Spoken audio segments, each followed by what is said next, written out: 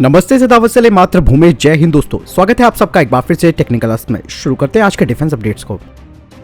विदेश मंत्री एस जयशंकर जी ने 13 से 15 फरवरी तक फिलीपींस के दौरे पर रहे। विदेश मंत्री के रूप में एस जयशंकर की ये पहली यात्रा थी। अपनी यात्रा के दौरान उन्होंने अपने समकक्ष और फिलीपींस के विदेश मामलों के सचिव के साथ बातचीत की और द्विपक्षीय बैठक। साथ ही बताया जा रहा है कि दोनों देशों के बीच व्यापार, पर्यटन को बढ़ाने और छात्र आदान प्रदान करने के लिए विदेश मंत्रियों ने भारत और फिलीपींस के बीच एक सरल वीजा व्यवस्था की जरूरत पर सहमति भी जताई है।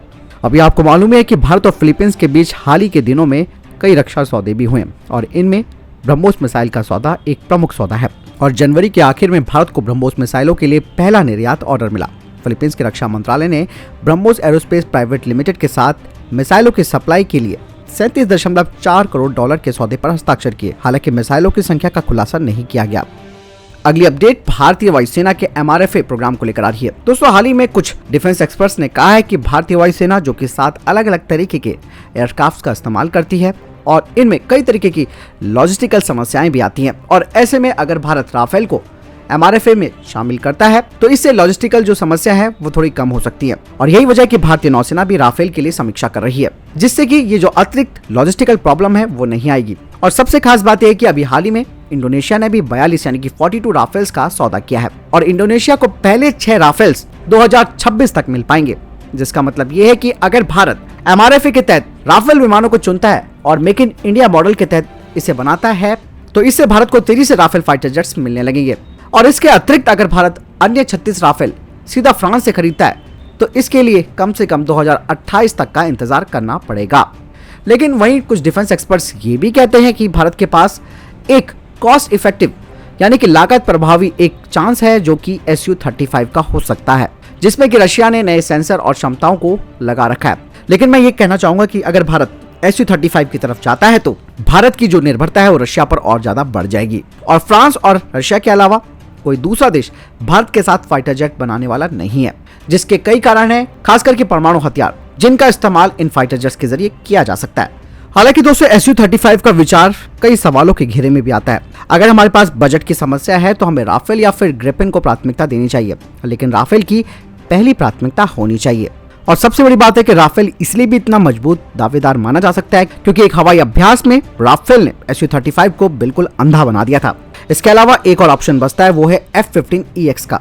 अगर बोइंग भारत में इसे बनाने के लिए सहमत हो जाता है तो, क्योंकि ये फाइटर जेट लेजर हथियारों से लैस होगा और सबसे तेज मिशन कंप्यूटर विंगमैन ड्रोन को ये कैरी कर सकता है। हालांकि अमेरिका भारत का कभी भरोसेमंद नहीं रहा है, यहाँ तक कि अमेरिका अपने नाटो सहयोगियों के लिए भी कभी भरोसेमंद नहीं रहा है। तो ऐसे में F-15EX को लेने का फायदा नहीं मिलेगा भारत को। भारत के पास एक और विकल्प ये है कि अगर हम अपने सुखोई 30 MKI को सुपर सुखोई में अपग्रेड करें तो ये Su-35 की ताकत के बराबर हो जाएगा। हालांकि यहाँ पर ये सिनेरियो आपने देखा अलग अलग फाइटर जेट्स का, कोई Su-35 को रिकमेंड कर रहा है, कोई F-15EX को कर रहा है, कोई ग्रिपेन को कर रहा है। कुल मिलाकर तो ये कहा जा सकता है कि ये टाल मटोल की स्थिति तब तक चलती रहेगी जब तक भारत का अपना तेजस मार्क 2 बनकर नहीं आ जाएगा। इसके अलावा भारत का AMCA फाइटर जेट तैयार नहीं हो जाता। हालांकि फिलहाल इस गैप को पूरा करने के लिए हमें तत्काल जरूरत है इन फाइटर जेट्स की। इसके अलावा नौसेना को भी फाइटर जेट्स चाहिए। तो फिलहाल के लिए खुदा न खास्ता कोई दुश्मन हम पर हावी हो जाए तो हमें अपने पास ऑप्शन रखने जरूरी हैं। दोस्तों, यहाँ पर मैं एक और विचार रखना चाहूंगा, शायद आप में से काफी लोग सहमत भी होंगे। वो ये है कि हमें रशिया और फ्रांस के बजाय हमें अपने वैज्ञानिकों पर भी भरोसा रखना होगा और ये एक अंतिम समाधान भी है। और भारत सरकार को उत्पादन सुविधाओं को बढ़ाने का प्रयास करना चाहिए क्योंकि स्वदेशी हथियारों को अपनाकर हम अरबों रुपयों को बचा सकते हैं। और लॉबी पर काबू पाने के लिए हमें रास्ते तलाशने चाहिए, अन्यथा वे हमें आत्मनिर्भर नहीं होने देंगे। तो ये सारा काम तो लॉबी का ही चल रहा है। आपको क्या लगता है कमेंट सेक्शन में लिखकर जरूर बताएं। चीन, पाकिस्तान और बांग्लादेश की सीमा पर कड़ी नजर रखने के लिए गृह मंत्रालय यानी कि होम मिनिस्ट्री अब भारतीय अंतरिक्ष अनुसंधान संगठन यानी कि इसरो की मदद लेने वाला है। इसके जरिए एक खास सैटेलाइट बनवाया जाएगा जो कि चीन, पाकिस्तान और बांग्लादेश की सीमा पर नजर रखेगा। ये सीधे गृह मंत्रालय को अपना डेटा और फीड भेजेगा। गृह मंत्रालय के इस सैटेलाइट को लेकर 15 फरवरी 2022 को एक हाई लेवल मीटिंग भी हो रही है। इस मीटिंग में गृह मंत्रालय के अधिकारी, इंटेलिजेंस ब्यूरो के chief, CRPF, BSF, ITBP, SSB के अधिकारी भी शामिल हो रहे हैं। गृह मंत्रालय ने बताया कि सीमाओं की सुरक्षा करने वाली सेनाएं और अर्धसैनिक बलों को रियल टाइम इससे जानकारी मिल पाएगी। इस बैठक में इसरो के सीनियर वैज्ञानिक और गगनयान मिशन के प्रोजेक्ट के डायरेक्टर भी शामिल रहेंगे। आपको बता दें कि ये जो सैटेलाइट है वो सीमाओं की निगरानी करेगा। इसके अलावा इसमें कई तरीके के यंत्र लगे होंगे। आमतौर पर निगरानी सैटेलाइट में radar imaging, microwave remote sensing, cartographic satellites होते हैं। Cartosat series, RISAT series, earth observation satellite EOS आदि इसमें शामिल है। और जरूरत के हिसाब से इन सैटेलाइट्स में पेलोड लगाए जाते हैं, जिसमें optical camera, infrared camera, thermal camera या नाइट विजन कैमरा आप कह सकते हैं। इसके अलावा हीट सेंसिंग पेलोड्स भी लगे होते हैं। दोस्तों, सेमीकंडक्टर्स को लेकर एक बड़ी खबर सामने आ रही है। भारत की वेदांता ग्रुप और ताइवान के होनहाई ग्रुप ने एक एग्रीमेंट पर साइन किया है, जिसके तहत एक जॉइंट वेंचर बनाया जाएगा सेमीकंडक्टर्स का भारत में। वेदांता ग्रुप इसके लिए अगले 5 सालों में $5 बिलियन का इन्वेस्टमेंट करेगी, जिसमें कि डिस्प्ले और सेमीकंडक्टर चिप्स को बनाया जाएगा। ITBP के नॉर्थ वेस्ट फ्रंटियर ने कहा है कि उन्होंने ITBP के जवानों को लद्दाख की उच्च ऊंचाई वाली जगहों पर स्नाइपर राइफलें दी हैं। और फिलहाल तो ITBP Austrian SSG 69 bolt action rifles का इस्तेमाल करती है। हालांकि ITBP ने एक ग्लोबल टेंडर भी जारी करने की बात कही है, जिसके तहत 358 यानी कि 358 स्नाइपर राइफल्स खरीदी जाएंगी, जो कि 7.62 × 51 mm की होंगी। साथ ही इसमें डिटैचेबल साउंड सप्रेसर होगा। इसके अलावा इसमें स्टैंडर्ड इक्विपमेंट्स लगे होने चाहिए। दोस्तों, ऐसे में ये बहुत अच्छा मौका है भारत की SSS डिफेंस के लिए और साथ ही भारत के आत्मनिर्भर प्रोग्राम के लिए। और ऐसे में अगर SSS को ये ऑर्डर मिलता है तो ये भारत के लिए एक बड़ा कदम होगा। और इस ऑर्डर के मिलने के बाद भारत के स्नाइपर्स को विदेशों से भी स्नाइपर्स राइफल के ऑर्डर्स मिल सकते हैं। इसरो अब एक नए सैटेलाइट्स को बनाने जा रहा है, जो कि इंडियन नेवी और कोस्ट गार्ड के लिए होगा, जिसका नाम OceanSat-3 होगा।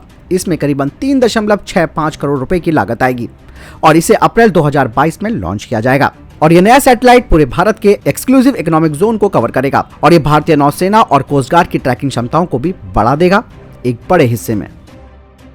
DRDO की bio engineering and electromedical laboratory knee exoskeleton को बना रही है, जिसका नाम नेक्सो रखा गया है। और अब DRDO ने इसके लिए एक एक्सप्रेशन ऑफ इंटरेस्ट जारी किया है, जिसके तहत एक पार्टनर को चुना जाएगा जो कि इसका डेवलपमेंट और प्रोडक्शन करेगा। और शुरू में इसकी 5 यूनिटें बनाई जाएंगी कॉन्ट्रैक्ट साइन होने के 4 महीनों के अंदर, और उसके बाद 2 महीने इसकी इंटरनल टेस्टिंग के लिए लगेंगे और इसके बाद इसे भारतीय सेना को भेजा जाएगा यूजर ट्रायल्स के लिए। इजराइल की राफेल एडवांस डिफेंस सिस्टम ने कहा है कि उन्हें एक एशियन कंट्री से उनकी आर्मी के लिए उन्होंने एक कॉन्ट्रैक्ट साइन किया है, जिसके तहत वो इजराइल के BNET software defined radio ground communication system को खरीदेंगे, जिसे कि वे अपने व्हीकुलर प्लेटफॉर्म्स में लगाएंगी और इसकी डिलीवरी 2022 से शुरू हो जाएगी। आपको बता दें कि बीनेट SDR उन्नत tactical broadband IP minute family का हिस्सा है, जो जमीन के लिए broadband data, voice, video on move के लिए एक विश्वसनीय हाई स्पीड लो डिले कनेक्टिविटी प्रदान करता है। दोस्तों, रशिया के भारत के प्रोजेक्ट 75I से हाथ पीछे खींचे जाने के बाद अब ऐसा लग रहा है कि 6 एडवांस अटैक सबमरीन्स का जो ये सपना है वो अधूरा रह सकता है, क्योंकि 5 में से जो 6 मैन्युफैक्चरर्स हैं उन्होंने भारत के द्वारा RFI की जो टर्म्स और कंडीशंस हैं उनसे वो सहमत नहीं है। और साथ ही सबसे बड़ी समस्या ये है इन देशों के साथ, जिसमें कि फ्यूल सेल बेस्ड AIP यानी कि एयर इंडिपेंडेंट प्रपल्शन सिस्टम इनके पास नहीं है, जिनमें कि लिथियम आयन बैटरी टेक्नोलॉजी का इस्तेमाल किया जाएगा। ऐसे में केवल और केवल साउथ कोरिया एकमात्र ऐसा कंटेंडर है। और अगर भारत जर्मनी को फिर से नहीं मना पाता तो ऐसे में P75I एक सिंगल वेंडर सिचुएशन रह जाएगी और ऐसे में RFI कैंसिल हो सकती है। और उसके बाद भारत के पास क्या विकल्प बचता है, यानी क्या ऑप्शन बचता है, तो ऐसे में कहा जा सकता है कि भारत को मजगांव शिप बिल्डर से अतिरिक्त स्कॉर्पियन क्लास की सबमरीन्स खरीदनी पड़ेंगी। इसके अलावा दोस्तों, भारत को आने वाले समय में DRDO के द्वारा बनाई जा रही एयर इंडिपेंडेंट प्रपल्शन सिस्टम को भी अपनी नई सबमरीन्स में इंटीग्रेटेड करना होगा। और भी भारत के पास विकल्प हैं, वो भी मैं आपको बताना चाहूंगा, जिसमें कि P75I परियोजना को स्क्रैप करके निजी भागीदार के साथ मेक इन इंडिया के तहत भारत सरकार को फ्रांस के बरकुडा क्लास की सबमरीन्स के लिए जाना चाहिए। आपको क्या लगता है इन सारे ऑप्शंस में से कौन सा ऑप्शन सबसे बढ़िया रहेगा अगर P75I प्रोजेक्ट स्क्रैप हो जाता है? तो कमेंट सेक्शन में लिखकर जरूर बताएं।